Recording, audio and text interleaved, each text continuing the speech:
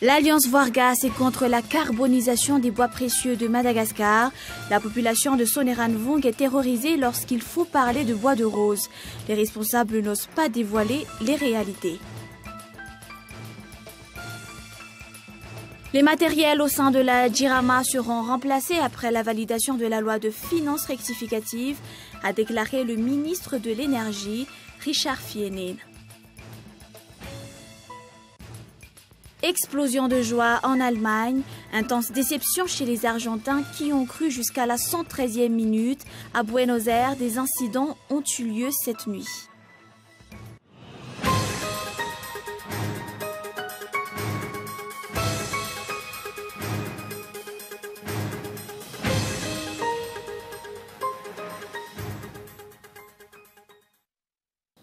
Bonsoir à tous, bienvenue et merci d'être avec nous pour ce journal en version française.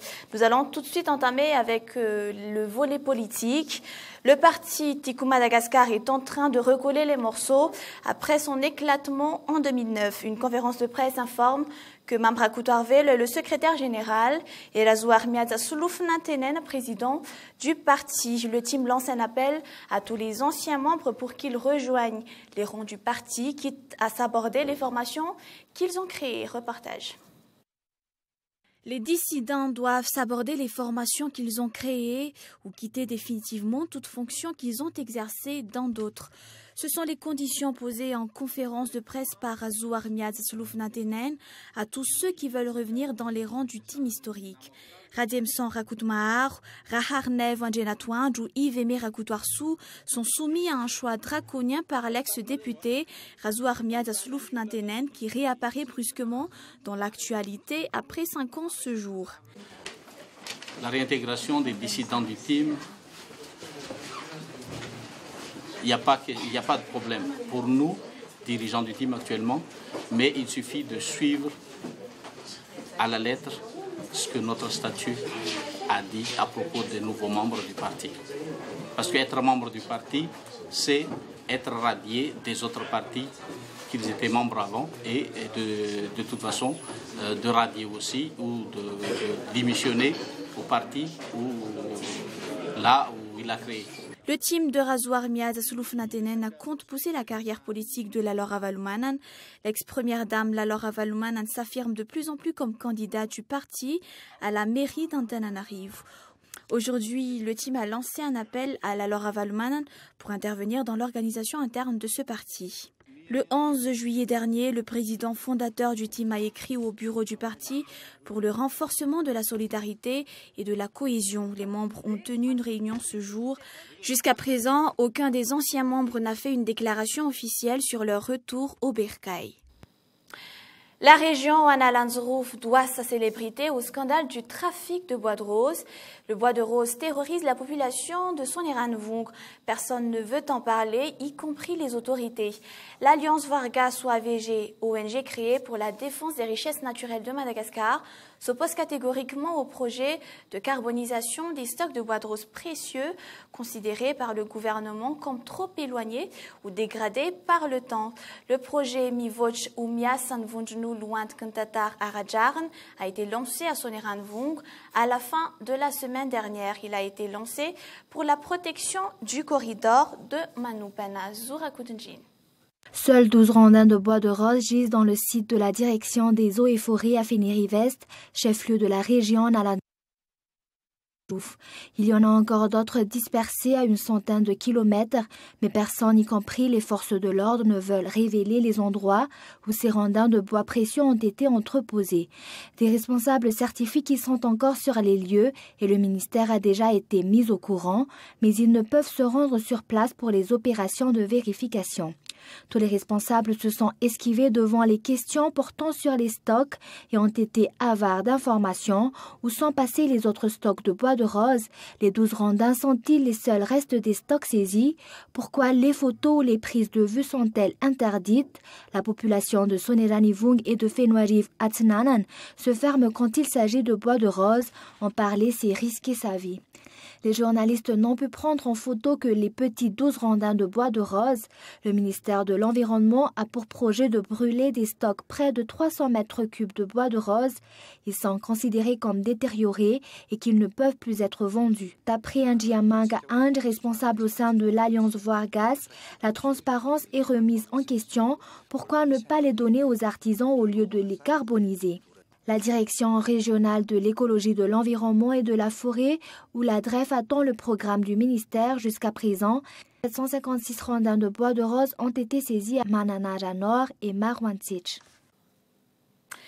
Le ministre de l'Énergie, Fienena Richard, dément les rumeurs sur une éventuelle privatisation de la JIRAMA, la Société nationale de l'eau et de l'électricité.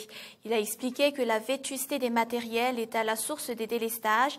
Ce problème sera résolu après le vote de la loi rectificative des finances. Les précisions de Sidjak Ravuniarson.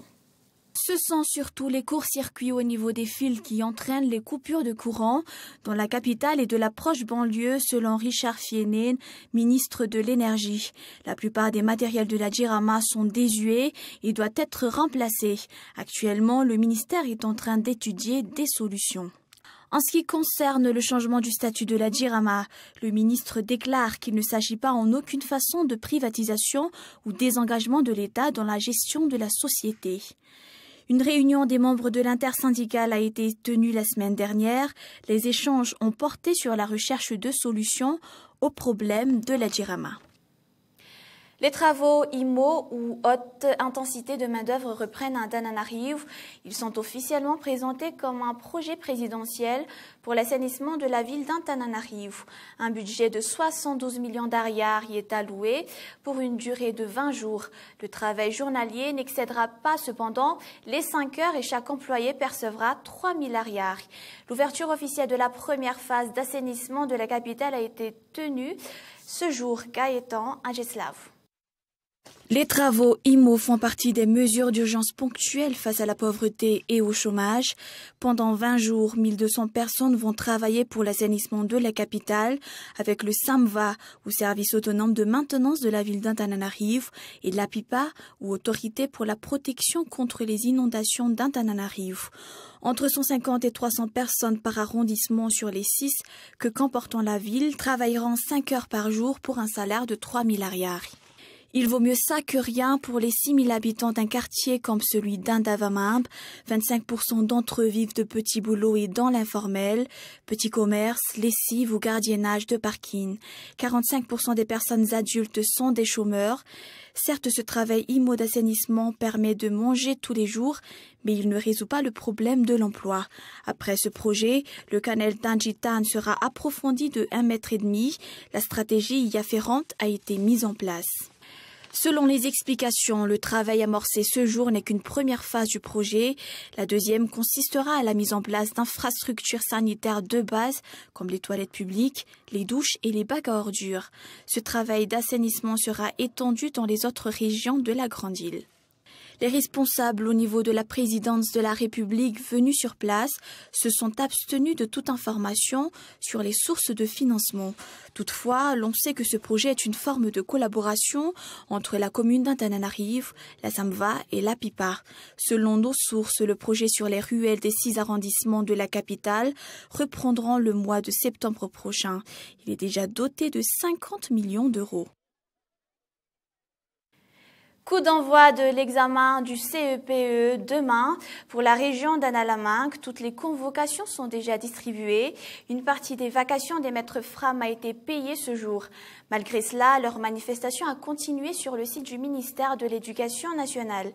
Le ministre Paul Rabat assure que cela n'aura aucun impact sur le déroulement de l'examen. Michela Ranardzon. Toutes les convocations à l'examen du CEPE sont déjà distribuées.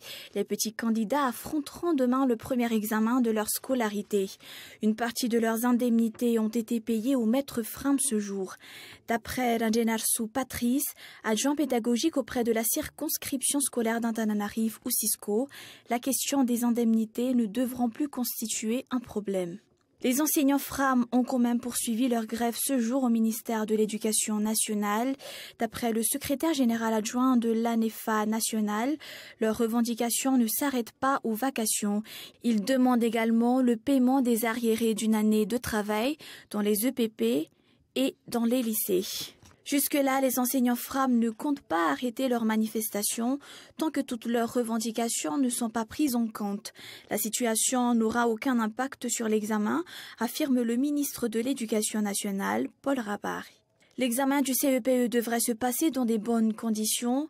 Antananarive compte 26 754, dont 457 en option A, 23 672 en option B et 2625 en option C. La plupart des candidats ont déjà vérifié leur salle d'examen en vue du jour J demain. Et on passe aux actualités internationales. Alors qu'Israël menace d'intensifier ses raids sur la bande de Gaza, plusieurs pays, dont les États-Unis par la voix de John Kerry, ont de nouveau proposé leur médiation dimanche. L'Allemagne et la France également. La Ligue arabe, elle, doit tenir aujourd'hui une réunion d'urgence au Caire, en Égypte. L'armée israélienne a annoncé avoir abattu aujourd'hui un drone lancé depuis la bande de Gaza au 7e jour de l'offensive israélienne qui a fait 166 victimes palestiniennes. C'est la première fois que l'usage d'un avion sans pilote est recensé chez les activistes gazaouis. Reportage de France 24.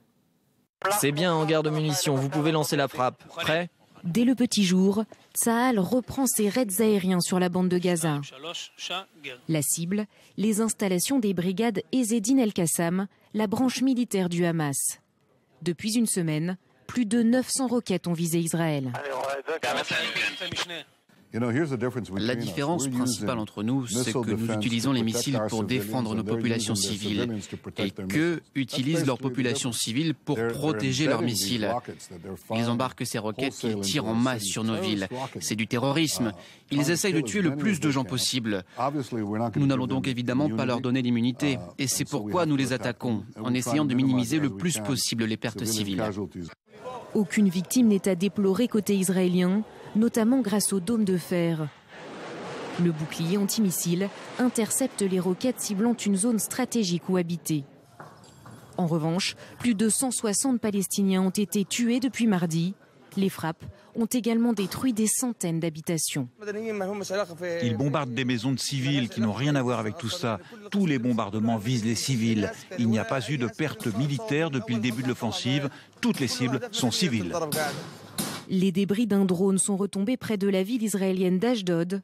L'avion sans pilote a été tiré de la bande de Gaza et abattu par l'armée israélienne. À la frontière, l'État hébreu semble toujours se préparer à une incursion terrestre. Nuit blanche à Berlin, où les supporters allemands ont célébré la victoire de leur Mannschaft contre l'Argentine en finale du Mondial 2014. À Buenos Aires, en revanche, les célébrations qui ont suivi le match ont été marquées par des violences. France 24. La défaite n'a pas découragé les supporters argentins. Dès la fin du match, ils se rassemblent dans le centre de Buenos Aires, la capitale.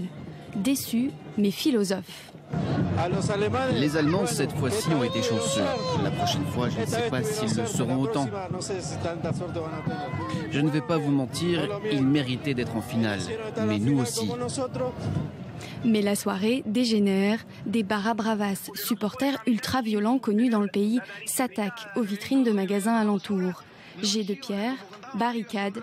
Les forces de l'ordre répondent avec des canons à eau et des gaz lacrymogènes.